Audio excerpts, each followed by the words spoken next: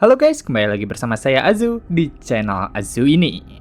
Nah, kali ini mari kita lanjutkan alur cerita Legend of Star General dan part ke-89. Mari kita mulai. Saat ini terlihat jika Yunjin meminta setiap unit untuk mengatur ulang formasi, di mana dirinya memanggil Song Xiao, Shen Ying, Baisu, dan pasukan Ciluan untuk membentuk formasi 3 mecha sebagai tim terdepan. Dan mereka diberi tanggung jawab atas garis depan. Lalu kemudian bagi Songke dan Ami yang menggunakan mecha berat, mereka diperintahkan untuk memimpin satu regu pasukan Iron Wall demi mengamankan sisi kiri dan kanan.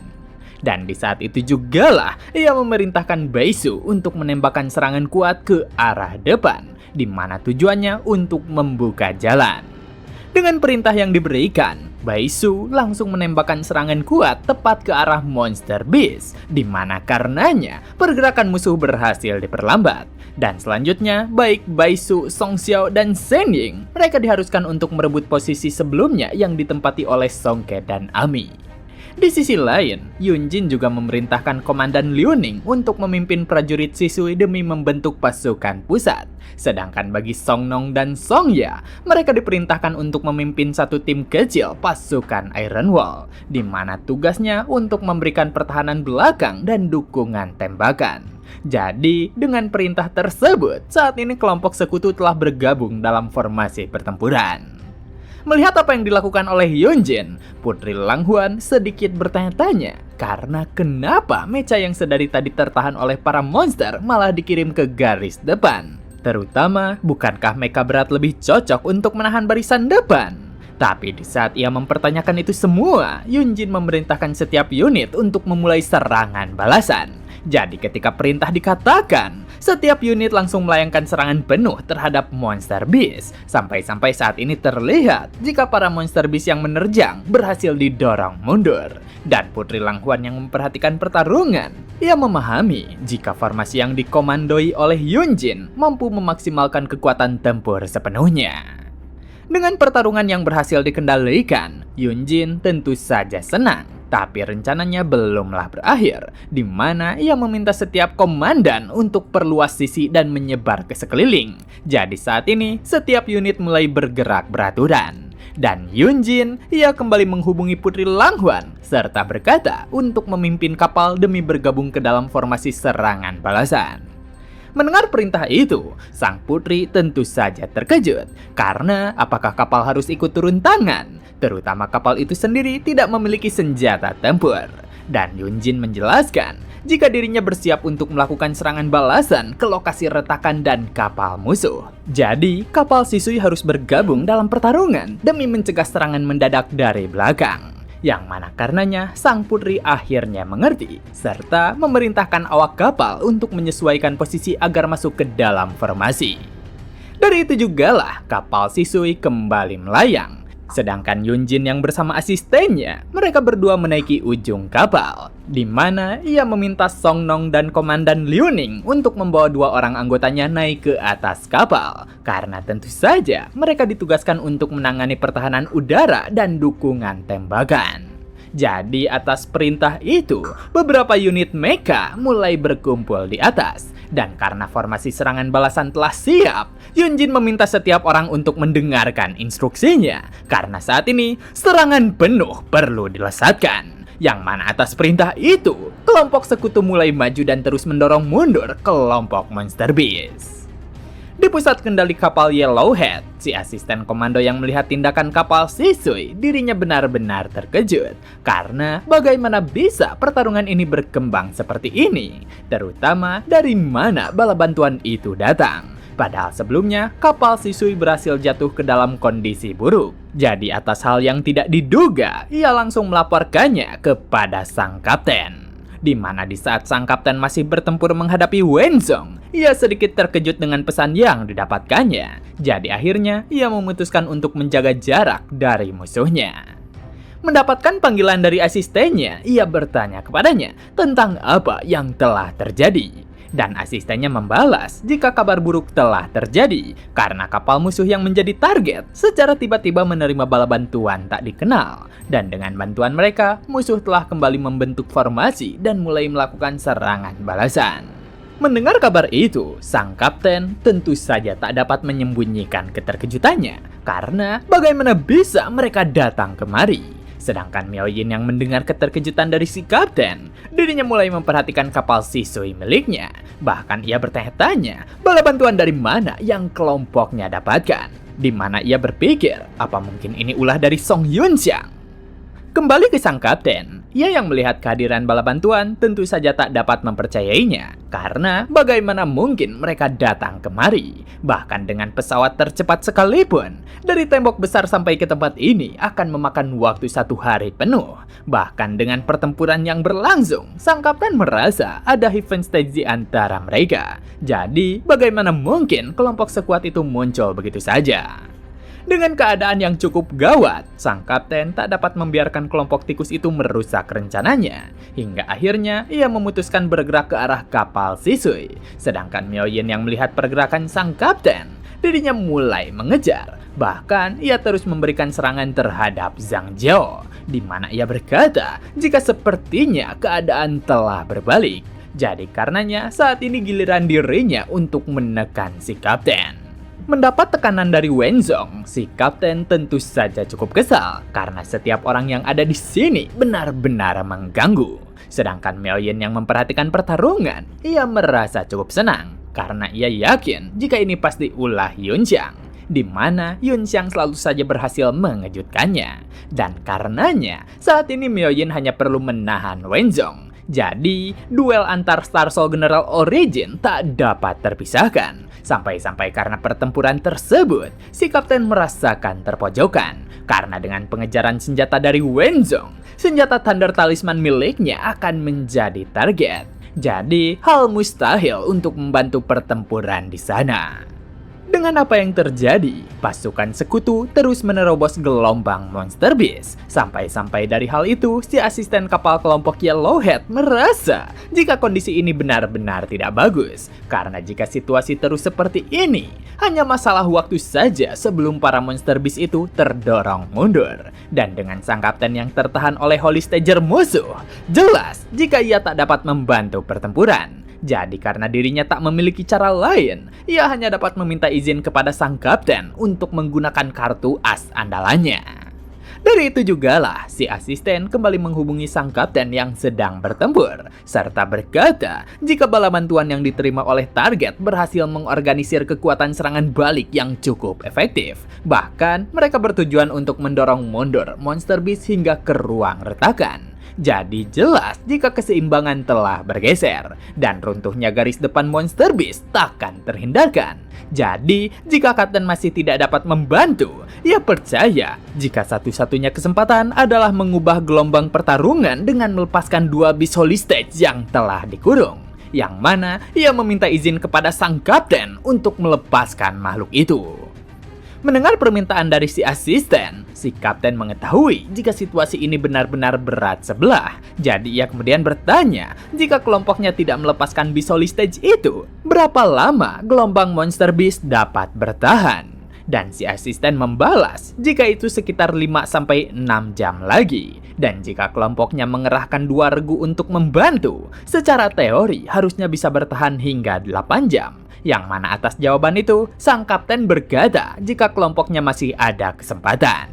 Karena jika memungkinkan, ia tidak ingin menunjukkan kartu as kelompok Yellowhead yang bisa memenjarakan dan melepaskan Beast Holy Stage kapan saja. Terutama untuk menghadapi rubah tua dari Milun. Mereka mungkin belum mengetahui dengan pasti rahasia tersebut. Jadi atas hal itu, sang kapten meminta si asisten untuk menghubungkan komunikasi ke arah markas. Setelah ia terhubung dengan markas, dirinya meminta Niulang untuk bersiap. Karena dengan situasi yang sangat genting, ia meminta semua personel tempur di markas pusat datang membantu. Di mana dirinya hanya memiliki 8 jam hingga bisa tiba ke area pertempuran. Jadi atas perintah sang kapten, Niulang tentu saja memahami tugasnya. Dan ia memerintahkan kelompoknya yang ada di sekitarnya untuk segera mengumpulkan pasukan. Dan selanjutnya, mereka semua akan berkumpul di hanggar. Selain itu, sang kapten juga meminta Yeondo, sang ilmuwan, untuk menghubungi Departemen Perang Militer dan menjelaskan situasi genting ini. Serta ia meminta mereka mencari cara mengirim orang ke area pertempuran demi membantunya. Juga ia meminta agar sang ilmuwan menghubungi Jiao Zotao yang ada di kota Sen Sculptor untuk membawa tentara kerajaan Domain dan membawanya ke medan tempur. Karena saat ini dirinya benar-benar membutuhkan bantuan. Jadi dengan komunikasi tersebut, si kapten memberitahukan si asisten untuk tidak menggunakan dua monster beast holy stage itu kecuali jika sangat diperlukan. Jadi atas instruksinya, si asisten memahami kaptennya. Sedangkan di markas utama Yellowhead, Neulang mulai memimpin pasukan bantuan untuk segera berangkat. Karena saat ini dirinya memiliki waktu hingga 8 jam untuk tiba ke posisi kaptennya. Sementara itu, di Departemen Perang Milun, sang ilmuwan kelompok Yellowhead telah mengabarkan kepada sang Menteri Kanan atas situasi kali ini. Karena jika Tiandu mendeteksi rencana mereka, konsekuensinya takkan dapat dibayangkan. Jadi, ia meminta Lord Duoba untuk mengirim agen penyamaran dari kota Yong'an agar mendukung medan perang dan menghentikan kapal Shisui. Juga ia berharap agar Lord Duoba bisa mempersiapkan yang sebelumnya, karena rencana mereka telah sedikit berubah. Mendengar kabar itu, Duobasu dapat memahaminya. Jadi ia berkata jika dirinya akan mengatur tim Nanyin agar mengirim pasukan demi mendukung kelompok Yellowhead. Di sisi lain, di kota Sen Sculptor, terlihat jika Jia Zutao mendatangi Maishi, serta berkata kepadanya jika kelompoknya perlu meminjam kapal dan pasukan dari kota Sen Sculptor miliknya. Di mana Maishi yang mendengar itu, ia membalas jika saat ini kota Sen Sculptor sedang mengatur ulang kembali kepemimpinan. Jadi sepertinya itu akan sedikit menyulitkan. Hanya saja dengan segera, Jia Zutao langsung menerjang Maishi, serta memberitahukan jika apa yang dirinya katakan bukanlah permintaan, melainkan perintah. Jadi atas apa yang dilakukannya, Maishi pun meminta maaf kepadanya, serta berkata jika dirinya akan segera mengatur pasukan. Di kota Yong'an, di sebuah street food pinggir jalan, terlihat jika Zula dan Kige sedang melakukan mukbang. Tapi mereka berdua dikejutkan dengan misi mendadak. Sedangkan di atas kota Yong'an, Agudo dan Kwaiman, mereka juga mendapatkan misi yang sama. Jadi karenanya mereka langsung bergerak ke arah markas. Namun apa yang tidak diketahui oleh mereka berdua, ada seseorang yang sedang mengikutinya, di mana itu merupakan Gong Sun Ziyi yang merupakan host dari Zhao Yun. Di tempat lainnya, di terowongan rahasia bawah tanah Dewan Tetua Kerajaan Milun, terlihat seseorang mencoba memasuki ruang Dewan Tetua. Dan begitu ia tiba di sana, Tuobasu memperkenalkan diri dan memberitahukan jika dirinya datang kemari dengan tujuan untuk melaporkan informasi. Dari apa yang dikatakannya, sang tetua dewan memerintahkannya untuk bicara. Jadi karena itulah, Tuobasu mulai memberitahukan rincian yang dirinya dapatkan. Dengan informasi yang diberikan, Murong Jian yang merupakan wakil Perdana Menteri Dewan Kardinal Kerajaan Milun, dirinya berkata jika ia sudah mengerti situasinya. Jadi seperti yang telah dilaporkan oleh Tuobasu, dua Jenderal Tiandu, keduanya yang merupakan Holy Stager, telah muncul di kota Yong'an. Dan atas kemunculannya, itu bisa sangat mengacaukan seluruh rencana. Tuobasu kembali berkata jika dirinya sudah memerintahkan tim Nanyin untuk mengumpulkan agen yang menyamar di kota Yong'an agar pergi ke hutan belantara selatan demi memberikan bantuan. Serta ia juga mengarahkan kembali agen intelijen militer dan tentara bayaran yang awalnya ditugaskan ke invasi selatan untuk membantu. Tapi jika salah satu dari Holy Stager 8 Jenderal Tiandu terlibat, dirinya khawatir rencana ini akan terganggu cukup parah. Namun, sang wakil Perdana Menteri membalas untuk tak perlu khawatir, karena dirinya sudah membuat pengaturan yang diperlukan. Jadi, Dewan Kardinal akan segera mengeluarkan keputusan kekaisaran, di mana mereka akan mengirimkan 2 dari 4 Jenderal Iblis Milun ke hutan belantara selatan demi mendukung rencana agar tetap berjalan lancar. Mendengar apa yang dikatakan oleh Murong Jian, Tuobasu cukup terkejut. Bahkan dengan rasa penasaran ia bertanya, apakah maksudnya itu keempat Jenderal Iblis akan mengambil tindakan? Dan Murongjian membenarkan hal tersebut. Sampai-sampai dari konfirmasinya, Tuo Baksu cukup gembira. Karena apakah itu artinya kerajaan Milun benar-benar menggerakkan 4 jenderal iblis? Di mana mereka merupakan Holy Stager veteran dan bisa berurusan menghadapi para pemula dari Tiandu dengan sangat mudah. Tapi sayangnya, saat ini God Stager dari Sekte Suci Pingtian malah menghilang. Hanya saja sebelum Tuo Baksu menyelesaikan perkataannya, Murongjian menatapnya dengan kesal, serta memberitahukan jika ini merupakan ruang Dewan Penatua. Jadi, apakah dirinya berani mengatakan omong kosong sembarangan seperti itu? Karena nyatanya, Murongjian meminta Tuo Baksu untuk jangan mengatakan urusan itu di sini, terutama dinding sekalipun pasti memiliki telinga. Dari itu jugalah Tuo Baksu memohon ampunan terhadap tetua, karena dirinya malah berbicara tanpa pikir panjang.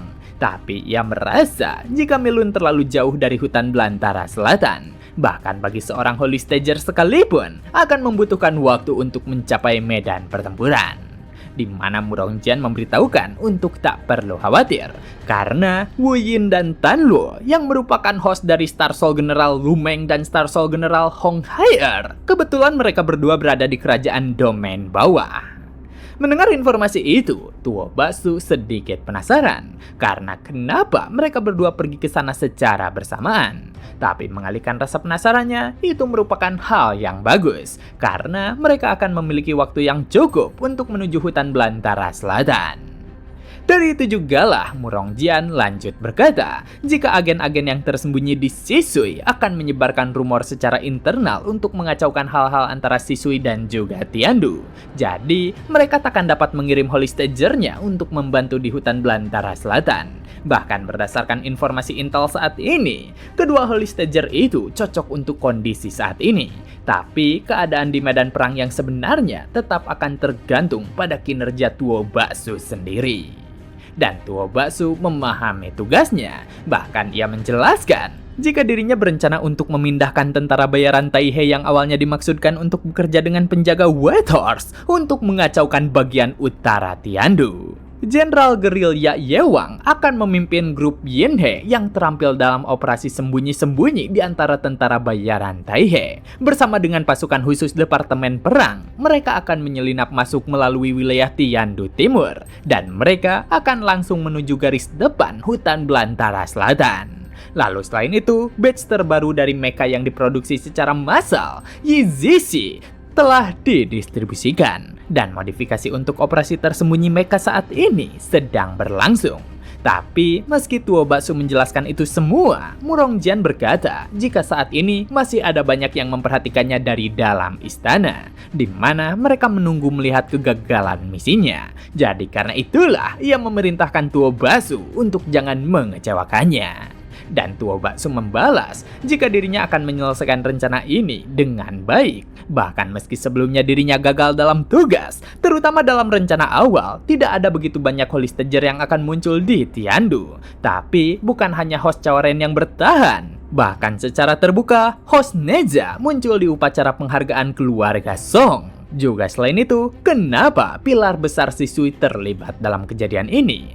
Dan kenapa dua Holy Stager muda dari Blackguard dan tentara Zenbei tiba-tiba saja muncul di kota Yongan? Jadi ia bertanya-tanya tentang kesalahan kalkulasi mana yang menyebabkan itu terjadi.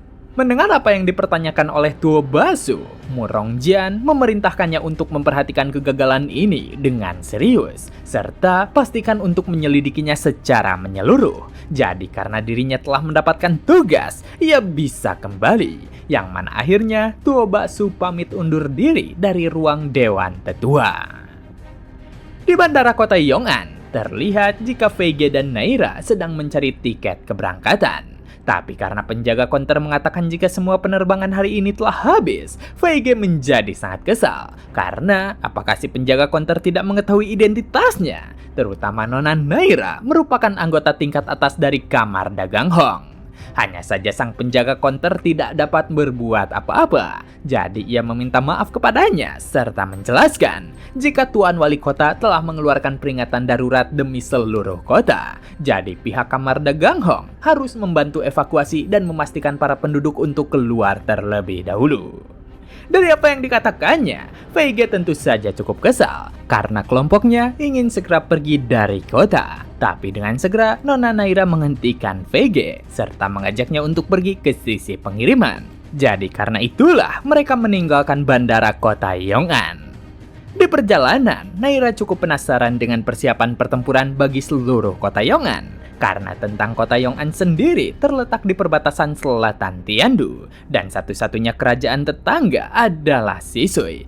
Kota perbatasan kecil seperti ini mungkin tidak cukup penting bagi Sisui untuk meluncurkan agresi militer. Berarti itu hanya menyisakan dua kemungkinan. Yang pertama, entah gelombang bis telah muncul di hutan belantara selatan, atau yang kedua, akibat dari pergolakan politik di kota Saint-Cloud yang ada di kerajaan domain bawah. Mendengar pendapat dari Nona Naira, VG sedikit terheran. Karena kenapa juga menyalahkan para idiot dari keluarga Mai itu dan bukan menyalahkan kerajaan Milun. Dan Naira kembali memberitahukan, jika menurut informasi mata-mata keluarga Samarin, mereka sepertinya sedang berurusan dengan sisa-sisa God Stager. Jadi saat ini, keluarga Mai sedang dalam konflik internal.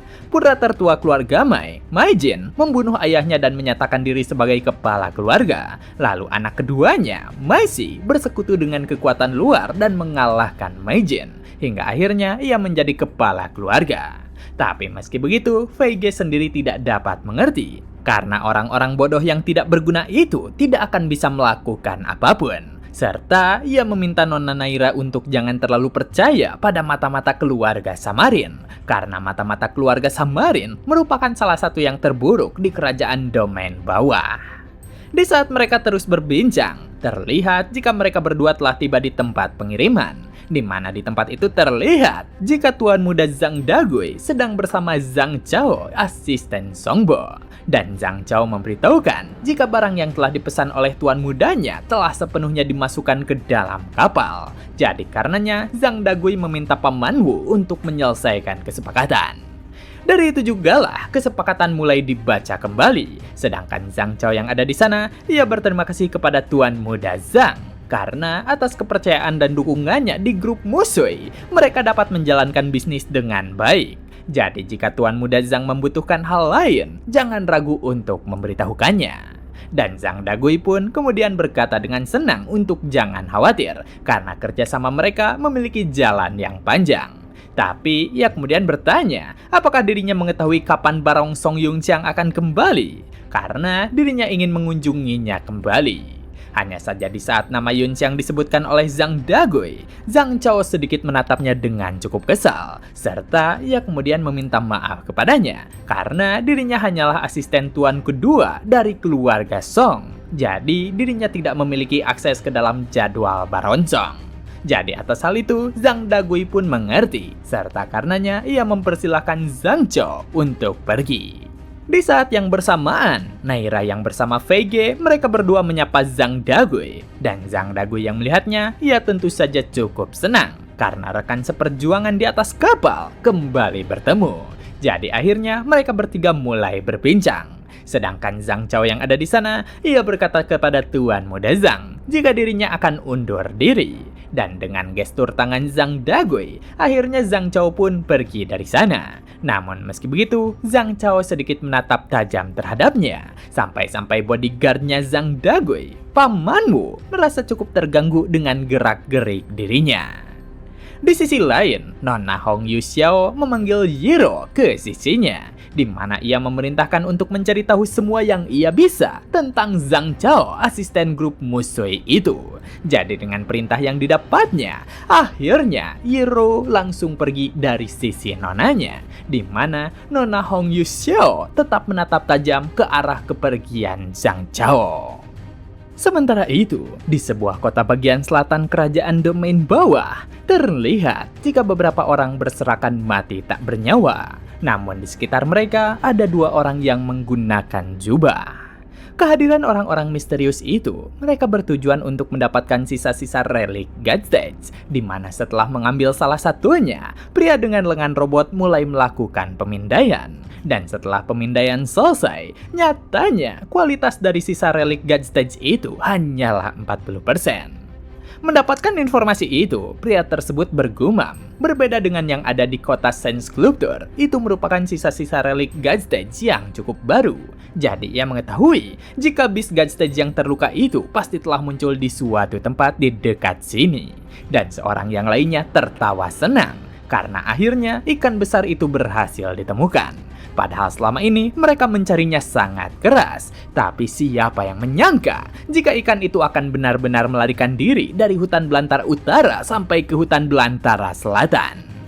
Meski orang itu cukup senang, si pria dengan tubuh baja membalas jika ini semua ulahnya sendiri yang secara tiba-tiba memiliki ide gila. Bahkan dirinya secara berani memikat ikan kun itu untuk menyergap leluhur yang tertidur dari sekte suci Pingtian. Yang mana nyatanya ia merupakan Wu Yin, seorang Holy Stager tingkat 4, salah satu dari 4 Jenderal Iblis Milun, host Tarsol General Lumeng. Tapi rekannya kembali tertawa senang serta melepaskan tudungnya, di mana ia berkata, bukankah rencana miliknya berjalan sempurna? Karena saat ini mereka berhasil menjatuhkan si iblis tua itu. Jadi, bukankah sekte suci Pingtian seperti halnya mainan saja di tangan mereka? Di mana bocah kecil berambut hijau itu, ia merupakan Tan Luo, Holy Stager tingkat 5, salah satu dari 4 Jenderal Iblis Milun, host dari Star Soul General Hong Haier. Dan begitulah part kali ini telah selesai. Jangan lupa like jika kalian suka dengan konten yang kami bawakan. Serta terima kasih banyak kepada kalian semua yang telah menonton video kali ini. Saya Azu dan sampai jumpa kembali di video berikutnya.